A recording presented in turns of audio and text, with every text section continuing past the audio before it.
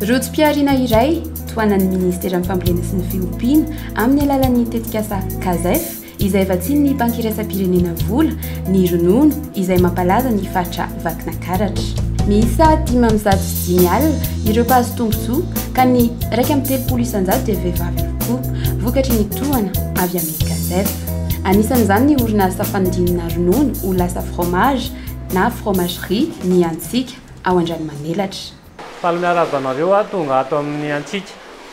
Fitoeram-panodinana moa ato amin'ity toerana ity izay manodina ronono manodidina ny 2,000 novaova miankina amin'ny vanim-potoana satria ny sakafom-biby dia misy fotoana betsaka, misy fotoana kely dia miankina amin'izay koa vokatra ronono izay ahodina ato amin'ny Antsika. Ny Antsika tany Tsaronenina Samivotra no nanomboka nanao fromage tamin'ny taona 4,2 Izay dia nahazo tohana tamin'ny avy amin'ny CASEF izay tohana amin'ny ministera fambolena sy ny fiompiana dia nisy tao anatin'izay fitaovana hoentina nanangonana ny ronono, bidon, misy ny pasteurisateur, misy kity betsabetsaka fanaovana ny testa, dia ny fitaovana noentin'ny tatsaha anatanterana ny ronono izay tanjona indrindra noentina hanatsarana ny vokatra fromage.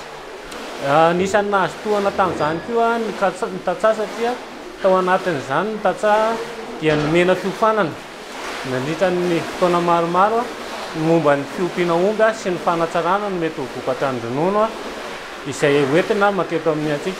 Nahazo famatsiana masombolombilona izy zareo no entina ampiakarana ny vokatra dia anisany nahazo tombony izy tao anatin'izay dia miakatra ny vokatra ronono aloha hatreto izany mety tsara ny ronono izay azo eto amin'ny Antsika dia misy fifanarahana moa amin'ny Antsika sy ny tatsaha amin'izay fahatsarany ronono izay.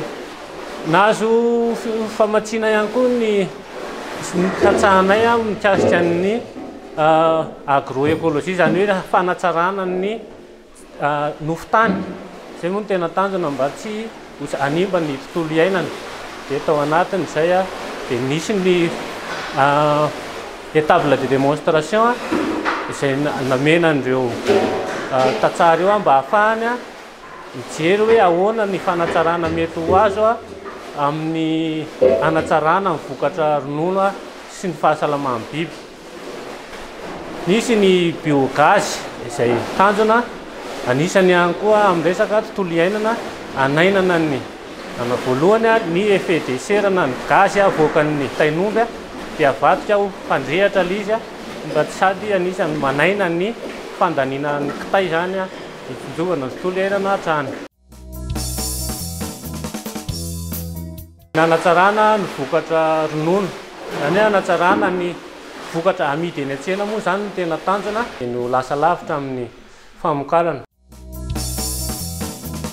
Hatramin'ny nahazahoanay ny tosoka avy amin'ny CASEF izay nitoana ministera dia efa mitombo nisan'ireo tatsaha izay manatitra ronono ato mpiasa izay nampidirina tao anatin'ilay satria nitombo ny toerana, tombo ny ronono satria izay dia mahanty hatrany mahitsy Tsaronenana Samivotra dia eto Andranomanelatra no foibeny. Manodidina ny 700 eo izany ny tatsaha izay miaraka aminay amin'izao mipiasa eo manodidina ny 20. Hatreto aloha izany izay no anisany tombony azonay tao anatin'ilay tohana avy amin'ny CASEF. Tafiditra indrindra ao anatin'ny fanatrarana ny velona pasify napetraky ny filoham-pirenena Andry Rajoelina dia ny fahafitatena ara-tsakafo sy ny velorano fahiny ny fampananana asa ho an'ny rehetra izany.